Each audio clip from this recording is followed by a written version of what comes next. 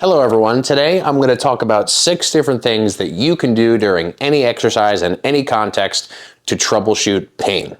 Now first things first, and worth mentioning, I'm not a licensed medical professional. I simply just love lifting, I love understanding lifting, and I love being able to help people achieve their goals in lifting.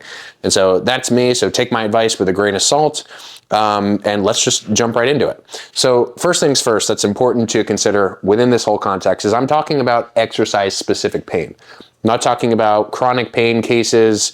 There are a lot more variables, I think, involved in those kinds of instances, so I'm going to put that conversation aside and just start with our exercise variables. And I'm going to give examples of exercises and how we can troubleshoot just based on these 6 variables. And before I list variable number 1, there's something that's very, very, very, very important to understand before you go about troubleshooting, which is this whole framework and this understanding that you, in and of yourself, you as a human, you are not broken. Do not make the assumption that because you have pain in a context that there's something wrong with you, right? We all have this, I think, false perception that we should be able to do anything in any scenario with any kind of foot position or hand position or range of motion.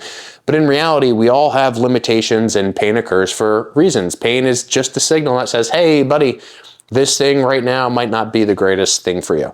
So just operate under the assumption that what the problem is in any sort of instance is how you are interacting with the exercise.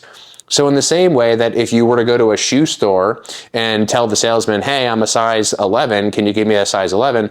The salesman doesn't say, no, I think you're a size 13, or I think you're a size 7, right? That would be ridiculous. What we do is we fit the shoe to the size of the foot.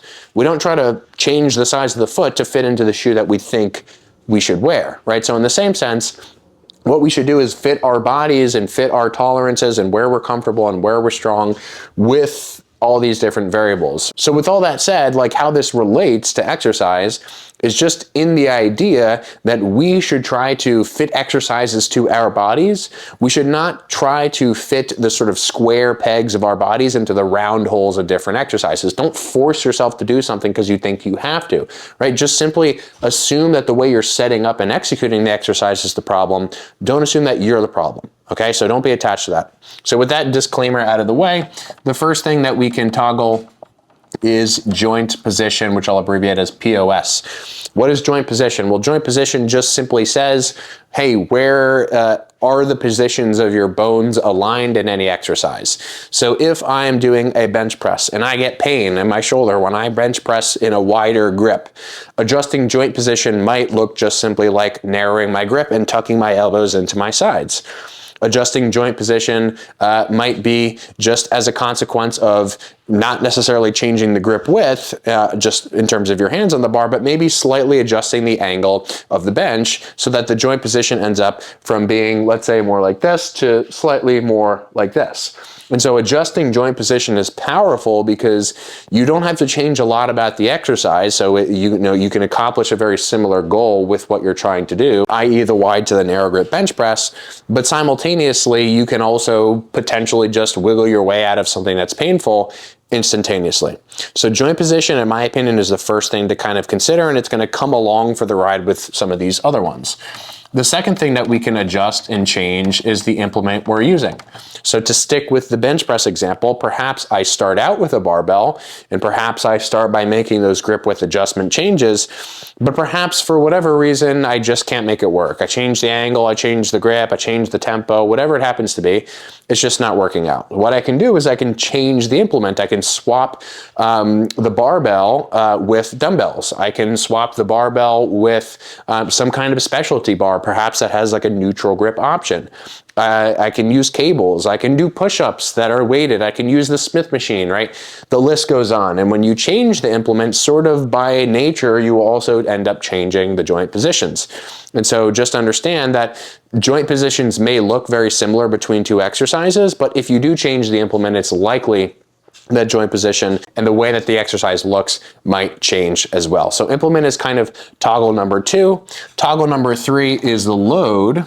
and then more specifically, the direction of that load. So I gave an example of this when we talked about joint position, how, yeah, you're not going to change the direction that a barbell is interacting with gravity, but you can change the way that the load direction is interacting with you, assuming that the goal is being accomplished.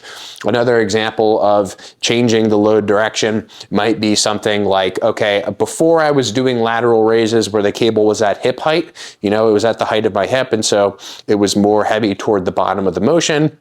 But perhaps I can move the cable downward so that that resistance direction changes, and as a consequence, how heavy at what point in the range that exercise is also changes. And so changing load direction in a lot of instances can be very, very simple. Again, it could be something like adjusting the angle of a press, which also would obviously change the joint position, but it could also change the load direction. So just don't be tied to like single setups, right? If you're doing a triceps push down and the cable is all the way at the top of the column, don't be afraid to just simply move the cable down a little bit. Be like, hey, how does changing the load direction and where the load is coming from impact the way that I'm feeling, right? So there's all, again, they can occur simultaneously as well. So don't forget that these are overlapping. All right, so the fourth one is range of motion.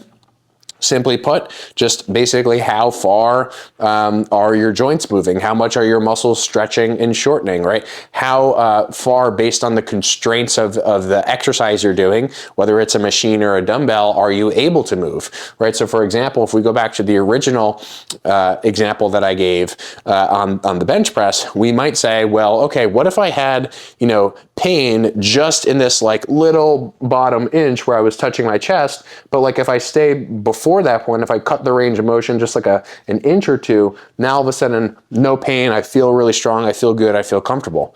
Well, that's a win, that's a total win. And by virtue of that, I changed the joint position. And in some instances, you can also obviously change the implement. So what if before you were getting pain on the barbell press, but it was only at the top instead of the bottom? Well, maybe if you swap to dumbbells for whatever reason, the top now no longer hurts, and you can not only get to the bottom where you were before in the bench press, but you can also maybe get deeper if, again, that position is comfortable for you. So again, hopefully you're starting to see the theme of just how many variables we have to toggle with here. And just the fact that like subscribing to the rule of no hard rules, right? If there is such a rule, the rule we should subscribe to is that there aren't hard rules in the context of training for muscle growth and muscle strength. So the next one, and the second to last, might just simply be tempo, right? So how fast or how slow you move something. Are you getting pain in a dumbbell press because you're barreling into the bottom? Or, or do your knees hurt when you barrel into the bottom of a squat? But when you do a pause squat or a tempo squat where you pay attention to the 3, 2, 1 of the controlled eccentric into a pause or something like that, does that seem to help? And again, none of these are mutually exclusive, so you can do this simultaneously to all other things. In general, I think it's sensible to assume a tempo that is not too fast, not too slow, but somewhere controlled in between. And defining control is always sort of contextually specific. Control in something like a triceps extension looks different from something, like a triceps push-up, and so on. But ultimately, I think our goal should just be control. And although that isn't necessarily a precisely defined thing, I think just keeping in mind that the tempo is a variable that we can toggle is very helpful. And then the last one that I'll consider here for today, and I'm sure there are more, is just this concept of exercise order, right? And so certain times and certain instances, I find that it's incredibly beneficial to play around with the order of exercises just to see if, that feels a little bit better for you. So although we have all these variables that we can adjust within the exercise, just understand that every exercise that you do exists within the context of the others that surround it. And so sometimes exercise order and changing exercise order can drastically improve pain, whether it's just exercises for the same muscle group. So if you're doing a bench press into a chest fly and the bench press feels problematic and you've worked through all these changes that we've discussed so far and for whatever reason they don't seem to be helping, maybe just either try a different exercise altogether, which would probably be my first bit of advice, or try putting the fly before the press and see how that helps. Alternatively, what you could look at, and many bodybuilders have reported this, is a successful strategy for them in terms of comfort, is just simply playing around with training other muscle groups that are crossing the same joint before you train the problematic group. So this might look like, you know, biceps curls before triceps extensions, or back before pressing, or leg curls before leg extensions, right? Exercise order and playing around with exercise order, even in non-related muscle groups, but muscle groups that cross the same joint, can also be incredibly helpful. So again, if there's any hard rule to subscribe to here, it's that there are no hard rules and that all these variables give you so many different options. And I think the biggest takeaway from this video in particular that I hope you all come away with is simply just the fact that you should not and you don't need to tie yourself to any particular strategies within the gym, because there are so many different combinations of options that you can use. No wrong answers necessarily, at least without a very, very specific context. And also that you should just assume that you are not the problem, but rather that the way that you are setting up and executing the exercise that appears to be problematic for you is.